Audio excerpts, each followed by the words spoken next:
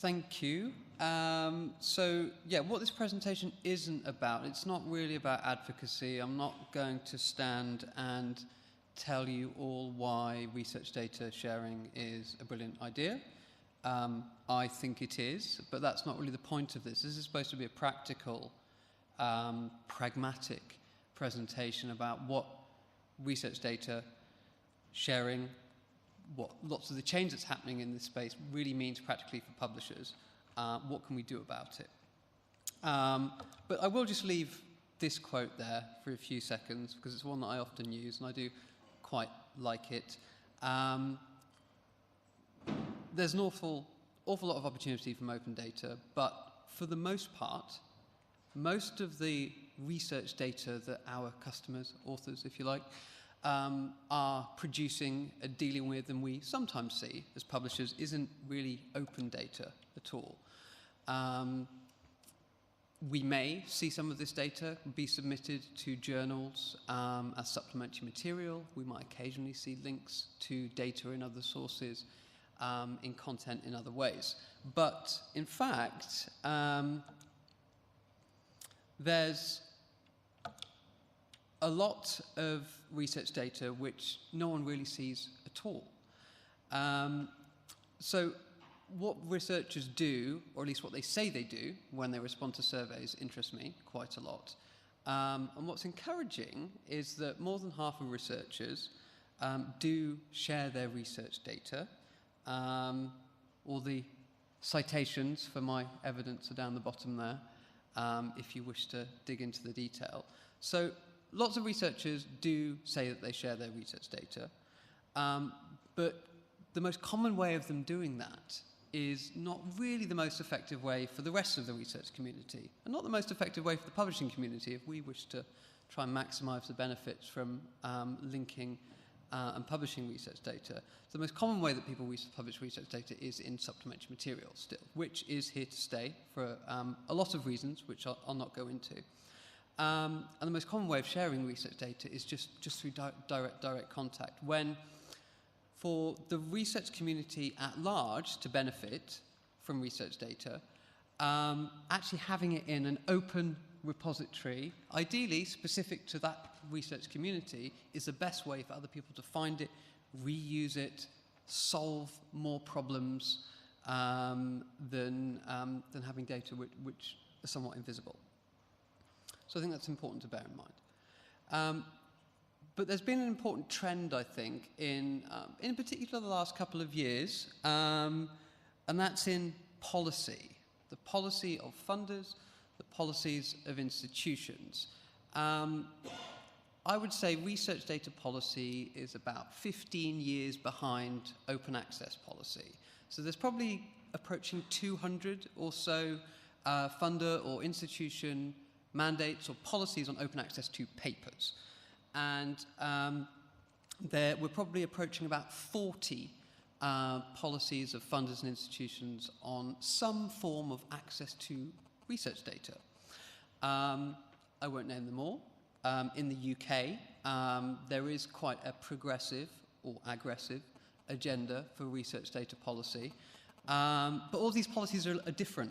They're not all the same policies. Some might require a researcher to write a plan for how they might share their research data. Another might encourage them to archive their data somewhere publicly. But in the UK, where, as I've mentioned, there has been a fairly strong focus on research data policy, I've called out one example here, the Engineering and Physical Sciences Research Council, EPSRC. Within their policy, they actually require researchers to put a statement in their paper, add a section to their monograph, add a section to their manuscript. So this is actually real practical things, day to day, that our editors and publishers are dealing with as a result of these policies. So we have to think about what are the best ways to deal with those consistently, and how can we derive benefits as publishers, but also how can researchers and the community derive benefits from putting more information about research data into content. So I just want to stick a little bit more on researchers' motivations, because what motivates them to do things, I think, can be really important for thinking about how we build solutions for some of these issues. So encouragingly, I suppose, altruism does play a part in why researchers say that they make their underlying data available. They want to accelerate research, which is encouraging. They also want to comply with policy, the bottom one here, which is also important. But then also some of the more selfish reasons for making their data available also come into play. They want people reading their content, they want people citing their content. And we, of course, want people citing content. And if further evidence was needed, there is a small but steadily growing body of research that finds in different research disciplines that when researchers make their research data available and then either mention it in their publications, graph on the left, or they actually include a link to their research data in their publication, graph on the right, physics, life sciences, there is a citation benefit. But there are lots of reasons why researchers still often aren't mentioning research data in their publications, or citing them in their publications, or even sharing data in the first place. One of the common challenges is understanding copyright and licensing. I'm not going to dwell on that, but I think some of the sort of two key themes here, really, and the challenges that researchers face is it's really about skills and time. They don't know if there is, if they certainly don't have the time to do this, and they're not sure if they actually have the skills and the funding. Well, one here I think that's also important is about data repositories, and that people don't even know where they can put this stuff.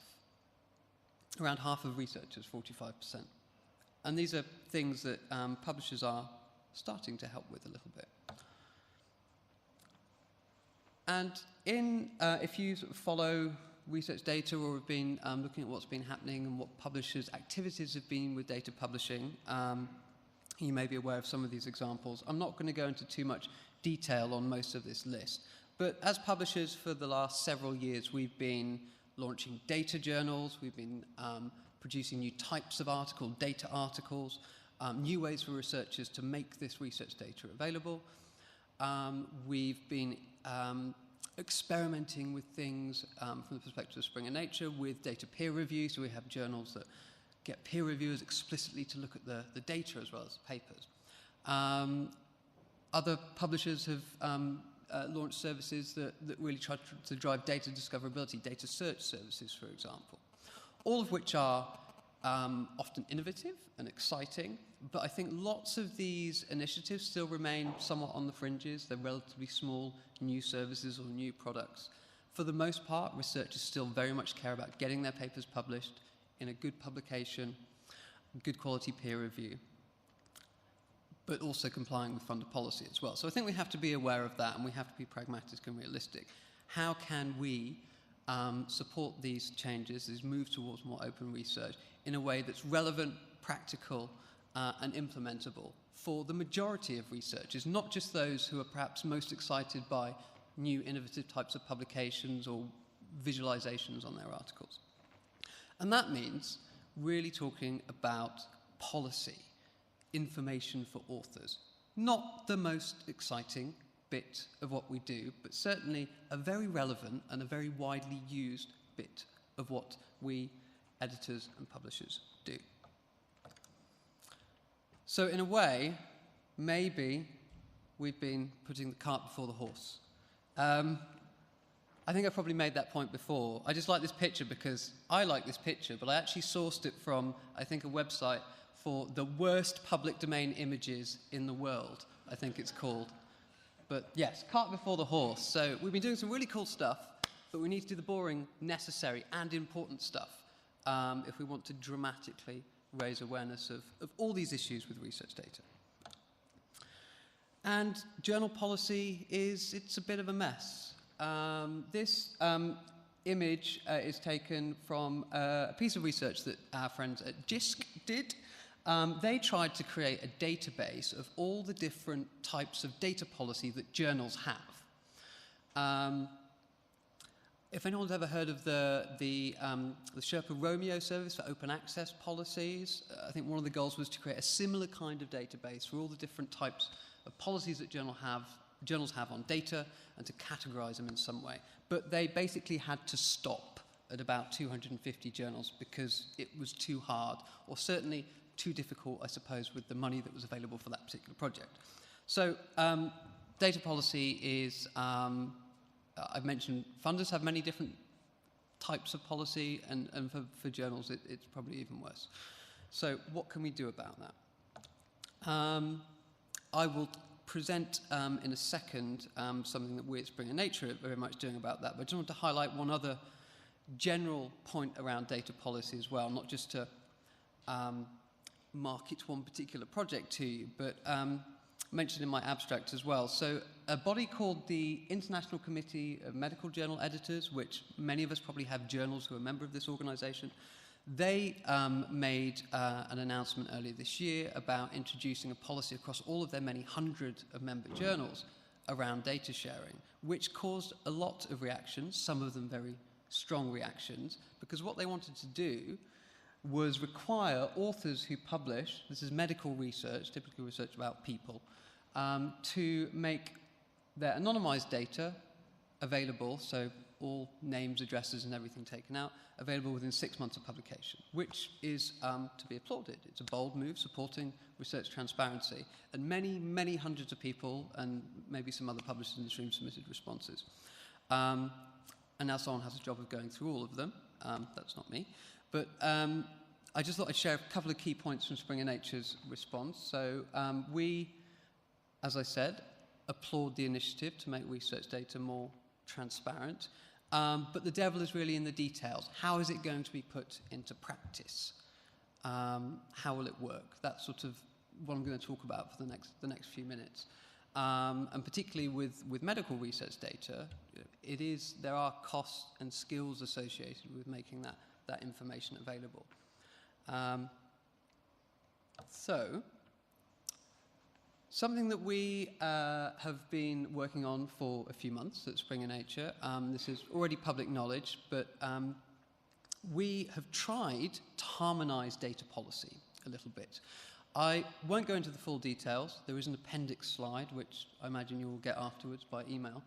So we have broken data policy down into 9 different features, if you like, and then arranged those into 4 main types of policy. So in effect, you have 1, 2, 3, 4, and as you move from 1 to 2 to 3 to 4, you have more requirements of authors and editors of their data policy.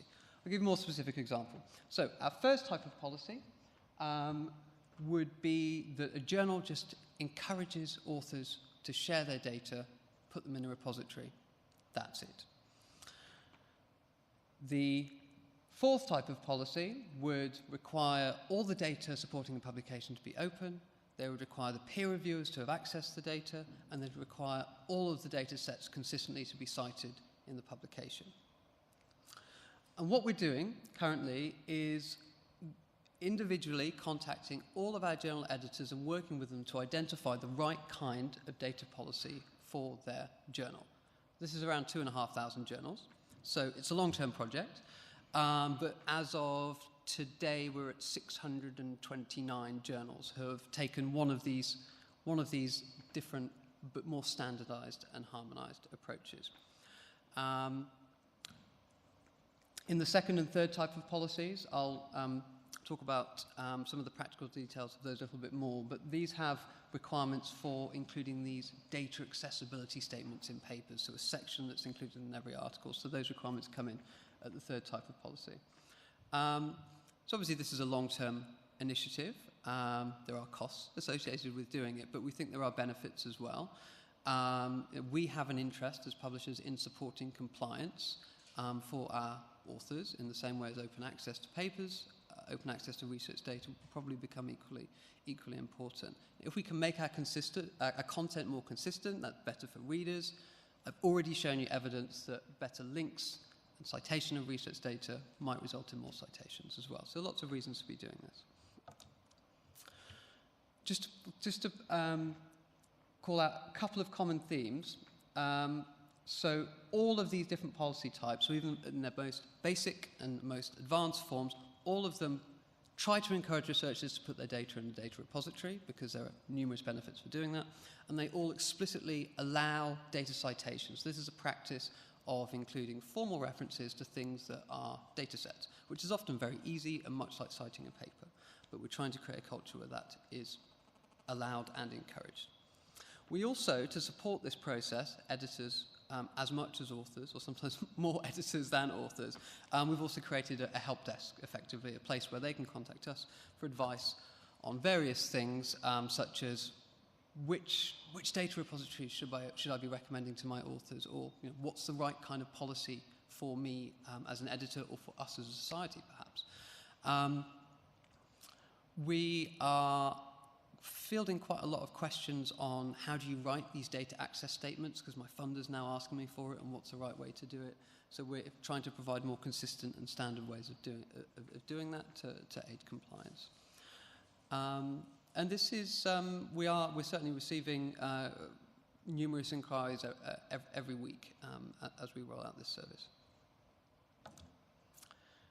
So I've mentioned we're at 629 journals covering social sciences, physical sciences, life sciences, the whole spectrum. What we've also done today, in fact, conveniently timed press release, we've also made the main output of this project, which is 4 different lengths pieces of text, the policies themselves. We've made them available under a Creative Commons attribution license, because we think this whole issue of data policy, standardization, and implementation is important enough that we need to talk to other publishers, but also funders, institutions, and even more researchers. So making the outputs available for others to reuse is one part of that. And another part of that is working with an organization, or aiming to work with an organization called the Research Data Alliance, to create a cross-stakeholder working group where we can continue to explore what more we can do to standardize and harmonize data policy. And if you are interested in the details, you can see other resources that are available as a result of this, so including a list of trusted repositories, which is also available under a Creative Commons attribution license and in Figshare. So I'm going to spend the last third of the presentation actually sharing some data with you. I'll get to the slide in a minute. Sorry, it's a bit confusing. So we're working to introduce policies to many journals at the moment, and we're also having to give editors support, the right tools, the right resources to do that, and also to have very practical conversation about what it means if we say to an editor, well, you would like to start adding a new section to every paper, having an extra check in your peer review process. How long is that going to take? What are the implications?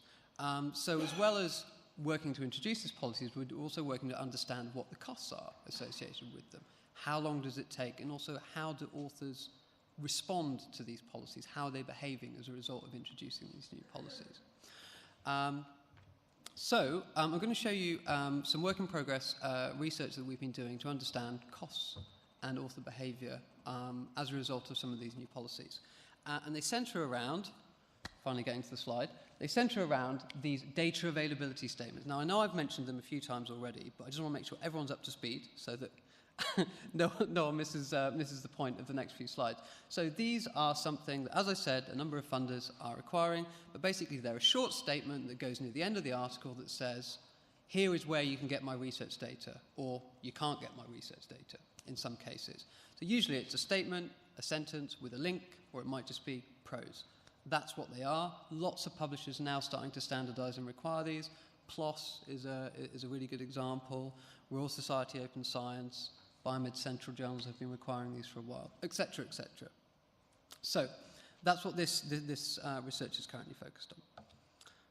So we took 4 journals, and they went from not requiring these data availability statements to requiring them for every paper. And I asked the editors to record for every paper they handled. These are professional editors. They did it for about 2 months. How long it took them to work with their author to get this new bit of content, this new bit of information into a paper. And so we had 2 life science journals and 2 physical sciences. Does this work?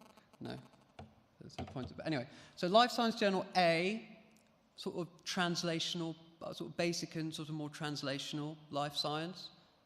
Life Science B, more basic biology. Physical Sciences A, hard physics, I would say. And Physical Sciences B, more sort of earth sciences, just to give some context. So, what did we find? Relatively small sample so far, N of 82, but I've got more larger amount of data to show shortly. And we found that it took the longest, so Life Science Journal B, Basic Biology, it was taking on average around 12.8 minutes, medium 11 minutes, extra 12 minutes, say, to get this new content into the paper as a result of introducing this policy. Contrasting with physical sciences, where that was the fastest, so a medium of 5 minutes to get that information into the paper. So we might begin to wonder why that is. So the next thing was to then read all of these new bits of content that had been put into these papers. They generally fall into 3 or 4 different types. So you either get researchers saying, you can have my data on request, and that would just be a statement that appears in the paper. And those are the light blue, 3 different kinds of blue. How am I going to describe this? The royal kind of blue, the number 32, so the bottom bar, those are the papers that said the data is available on request. The red one, that one's easier to see, those are the ones where the researchers said, my data is actually publicly available, and here is a link to it.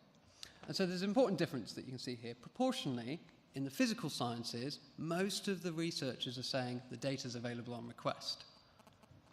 Whereas in Basic Biology Journal, proportionally, a lot more papers, there was actually stuff that was publicly available. They might have put it in GenBank or Array Express or somewhere like that.